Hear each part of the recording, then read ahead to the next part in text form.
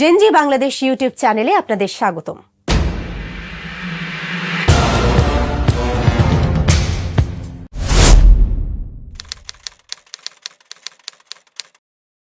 মূলত সেনাবাহিনীতে একটা বড় চাঙ্ক, একটা বড় অংশ এই হিজবুত তাহরির যে কনসেপ্টটা আছে সেটাতে তারা দীক্ষা লাভ করেছে এবং এটা দুঃখজনক, অপমানের, কষ্টের, বেদনার, কিন্তু এটাই বাস্তবতা যে বাংলাদেশের সেনাবাহিনীতে হিজবুত তাহরির একটা বড় ধরনের সংক্রমণ আছে। এবং আপনি অবিশ্বাস্য হলেও সত্যি, বড় বড় মেজর জেনারেল, ব্রিগেডিয়ার জেনারেল, বড় অফিসারদের ক্ষেত্রে যারা আছে লোয়ার লেভেলে, ধরেন মেজর, ক্যাপ্টেন, লেফটেন্যান্ট কর্নেল, এই ধরনের জুনিয়র অফিসারদের মধ্যেও প্রবলভাবে এটি আছে, এটি সমন্বয় করে। কবে করলো দাদা? গত 6 মাসে? নাকি হাসিনার আমল থেকেই এই দীক্ষা লাভ শুরু? তাহলে হাসিনা কি গত 15 বছর বসে বসে আঙুল চুষছিল? বিশ্বে এত দেশে এত বছর ধরে সেনাবাহিনী মোতায়েন হয়ে কাজ করে আসছে, কেউ জানলো না এই কথা, এমনকি হাসিনাও জানলো না। কিন্তু লন্ডনে বসে দাদা জেনে গেলেন যে। দাদা কি অন্তর্যামী নাকি? দাদা কি প্রমাণ দেখাবেন প্লিজ?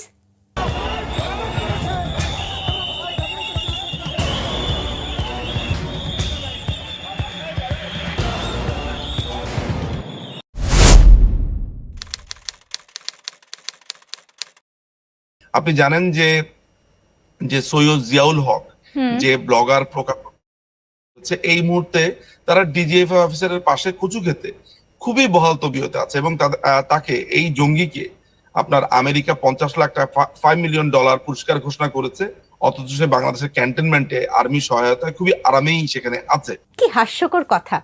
যুক্তি নাই, তথ্য নাই, প্রমাণ নাই, যা মুখে আসে বলে দিলাম। এই হলো নিঝুম মজুমদার।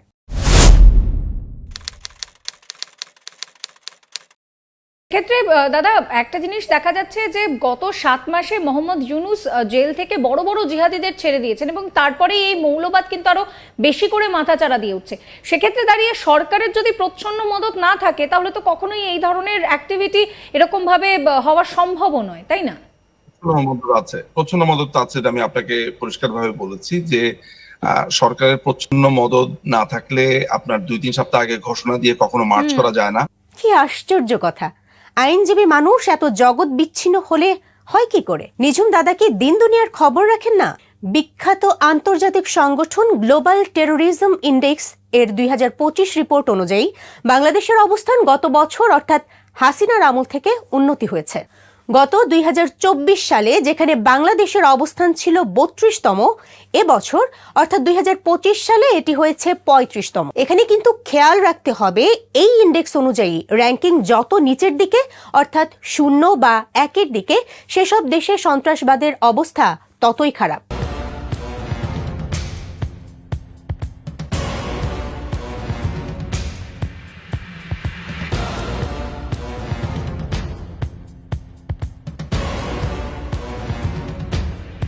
একটা গুরুত্বপূর্ণ কথা তো বলাই হলো না। 2025 সালের এই গ্লোবাল টেরোরিজম ইন্ডেক্সের প্রতিবেদনে বাংলাদেশের অবস্থান ভারতের চেয়েও উন্নত দেখানো হয়েছে। ভারত 14 আর বাংলাদেশ 35। নিঝুম দাদা এখন নিশ্চয়ই বলবেন এই গ্লোবাল টেরোরিজম ইন্ডেক্স সংগঠনটিও হিজবুত তাহরিরের মতাদর্শে পরিচালিত।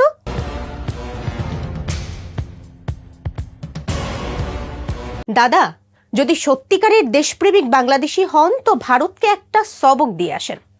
কিভাবে ডক্টর ইউনূস সরকার বাংলাদেশের সন্ত্রাসবাদ পরিস্থিতির উন্নতি করলো সে বিষয়ে প্রশিক্ষণ দানের জন্য ভারত সরকার বাংলাদেশ সরকারকে অনুরোধ জানাতে পারে। দুদেশের সম্পর্ক উন্নয়নে এটি ভূমিকা রাখবে।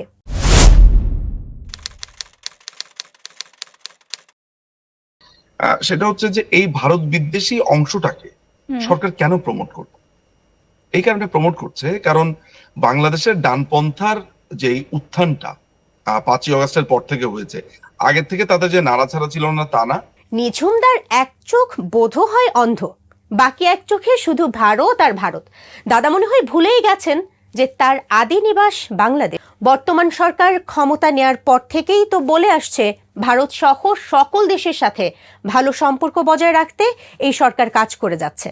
আর ভারত কি করছে? তাদের মন্ত্রী এমপি থেকে সকল রাজনৈতিক নেতারা সেই 5ই আগস্ট থেকেই আওয়ামী লীগের সাথে সুর মিলিয়ে এই সরকারকে একের পর এক মিথ্যা অভিযোগ দিয়ে আসছে। কখনো বলে হিন্দু নির্যাতন, কখনো বলে ইসকনের ওপর আক্রমণ, কখনো বা বাংলাদেশে জঙ্গি উত্থানের মিথ্যা অভিযোগ। মাত্র দুটো রাফেলকে যদি উড়িয়ে দেয় ভারত, পেন্টে বাথরুম করে ফেলবে ওরা। আরে তোদের উপরে আমরা নির্ভর করি না, রাজাকারের নাতি, আমাদের উপর তোরা নির্ভর করেন।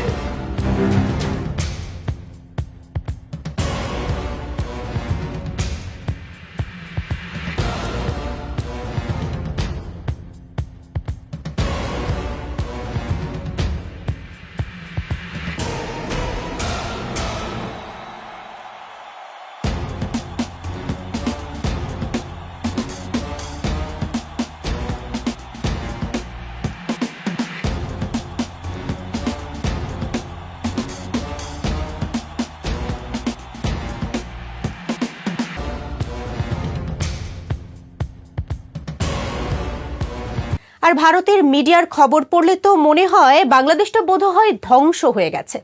এর সাথে রয়েছে নিঝুম মজুমদারের মতো কট্টর উগ্রবাদীদের নিয়মিত সাক্ষাৎকার।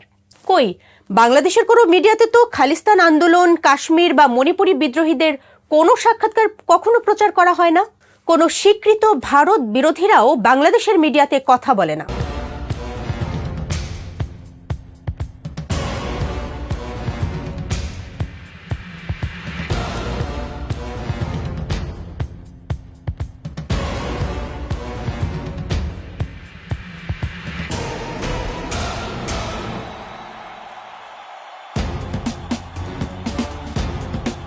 আর হাসিনা সহ আওয়ামী নেতারা কোন দেশে পালিয়ে আছে, আর পালিয়ে থেকে একের পর এক বক্তৃতার হুমকি দিয়ে বেড়াচ্ছে। এটা তো নিউজ তো আপা দেখেন না আপা, আপা কষ্ট লাগে আপা। আপা আপনি যে মিডিয়াদেরকে আপা যে দিয়ে আসছেন আপা, এই মিডিয়াগুলো আপা আমাদের কাজ করে না আপা, কেউ সত্য বলে না আপা। আপা আমরা কই যাবো আপা? আপনি আসেন আপা, আল্লাহ আপনার বাঁচায় রাখুক আপা। আপনি যেহেতু আসেন আপা, আমরা আসি আপা, আমরা আসি আপা আপনার জন্য আপা। না না, আমি কিন্তু আমাদের দেশের খুব কাছাকাছি আছি। জি আপা, খুব শুনে শান্তি লাগলো আপা। আমি অত দূরে নাই, আমি খুব কাছাকাছি আছি। জি আপা, আমি চট করে ঢুকে পড়তে পারি না আপা। এই চ্যানেলের সকল দর্শকদের উদ্দেশ্যে একটা প্রশ্ন রেখে শেষ করছি, কোনটা সত্যি? বাংলাদেশ ভারত বিদ্বেষীদের প্রমোট করে, নাকি ভারত বাংলাদেশ বিরোধীদের প্রমোট করে? নিঝুম মজুমদার, আপনি নির্লজ্জের মতো মিথ্যা বলছেন। পরবর্তী পর্ব দেখতে চোখ রাখুন জেনজি বাংলাদেশ ইউটিউব চ্যানেলে।